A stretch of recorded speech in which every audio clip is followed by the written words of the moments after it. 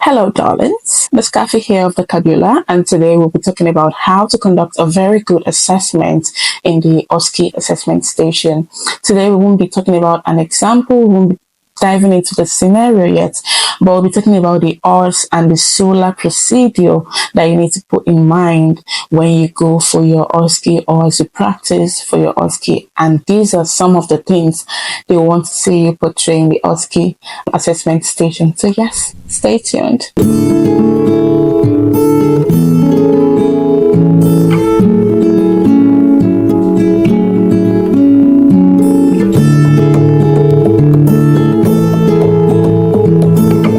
Welcome. So as we all know, the OSCE assessment station entails you, the examiner, and your patient whom you'll be carrying out the assessment on that day. And we all know that you have to sit with the patient, have this conversation, carry out the assessment on the patient, get to know what is wrong with them. Of course, you must have read through your scenario and all of that, the disorder or the condition the patient is having. So while this is ongoing, aside you asking the patient some questions, getting some feedback, so getting suggestions, or you suggesting to the patient, there are some things they want to see you do while this is ongoing. So like I said earlier, we'll be discussing the OSCE and the SOLER procedure.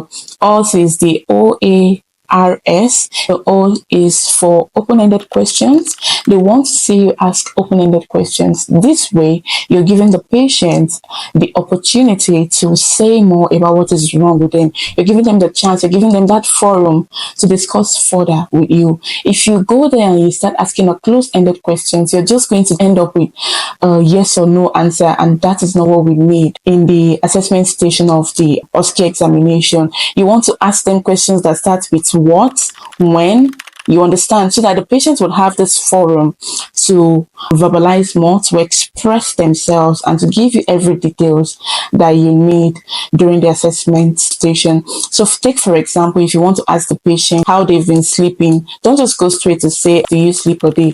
Of course, the patient will tell you, that's more like a yes or no question. You want to ask them something, kindly please explain to me what your sleeping pattern has been like. So when you say what, it gives them that forum to want to explain more, and then it even gives some patient that chance to tell you, oh, before now I've been getting 10 hours sleep per day, but since the condition started I only get maybe 4 hours sleep or 6 hours sleep. You understand?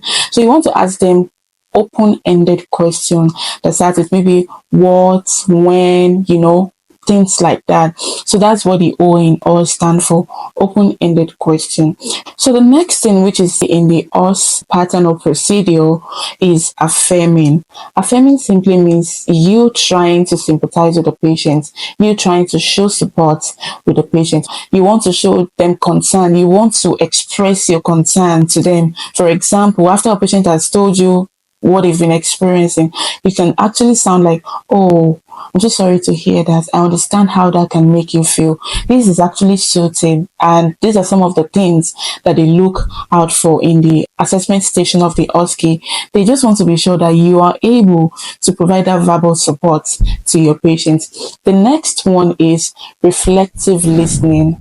You want to ensure that you're listening to your patient attentively, and you're also giving them that forum to express themselves.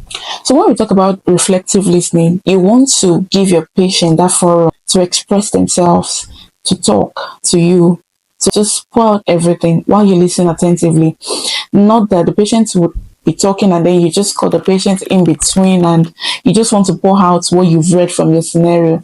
No, it doesn't work that way. So that's what reflective listening entails. The next one with the S is summarizing. After you must have finished your assessment with the patient, you want to go through everything that you've discussed with the patient. You want to summarize everything, and you're going to let the patient know that you're about to summarize. So for example, when you're done discussing everything with the patient, you've given your suggestions, you've taken the patient's suggestion, you've jotted it down, you tell the patient to summarize everything we've discussed. You said this and I suggested this. You also suggested this, that you understand. You're going to alert the patient that you're about to summarize, and then you go ahead to summarize everything that has been discussed with the patient and yourself, and that is what it all entails. This, they might not tell you, but these are some of the things they look out for. And of course, it's also in the marking criteria. So please, you want to do well to ensure you practice this when you're still practicing before going for your OSCE examination. And the next one, which is SOLER, which is another thing they look out for in the assessment station. So when we talk about SOLER, simply means the S, it's spelled SOLER. The S means sit, O is open posture, L is leaning forward, E is eye contact, and R is relaxed. So for the S, they want to see that you're sitting at a comfortable angle, let's say about 60 to 90 degrees angle. Just sit comfortably. You don't have to sit at the edge or feel too tense. So it's actually very important to put this in mind and practice it while you're still practicing before going for the major exam. The O means open posture. They want to see that you're maintaining an open posture when having this conversation or when carrying out an assessment on your patients. That means you don't want to cross your legs or cross your arm or fold your hands. No, they want to see you sit at an open posture. Hands are free, your legs are not crossed, your hands are not crossed or folded. So that's what the O, which is the open posture, stands for. So the next one, which is the L, L simply means you leaning forward. So when you're having a conversation with someone, don't just sit and relax back. They want to see you lean forward, at least to show a sign of attention to the patient. So that's what the L stands for. E means eye contact. Please, there's a difference between you keeping an eye contact with someone and you staring at the person. They are two different things. So don't just go and start staring at the patient. Just get it done with. Just say whatever it is you've got to say. I gotta go. You want to show genuinity in your eye contact. Show interest so that the patient will be rest assured I'm not alone and this person is actually with me. The next one, which is R, is for relaxed. And please be confident somehow while you're sitting down. Don't be tense. Don't start acting in a way that even the patient is not acting, because remember, the patient here, see this patient like your patient if you were in the clinical settings. So don't be the tensed one here while the patient is actually more relaxed than you are.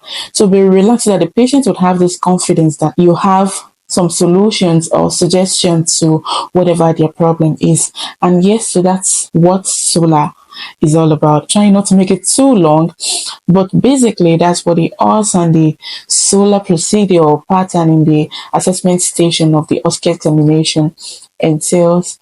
I hope you've learned something from this video. Thank you so much for watching. Thank you for staying tuned. Please kindly help me like, comment, subscribe to my channel, please, and share this video. Thank you so much, and I'll see you in my next video.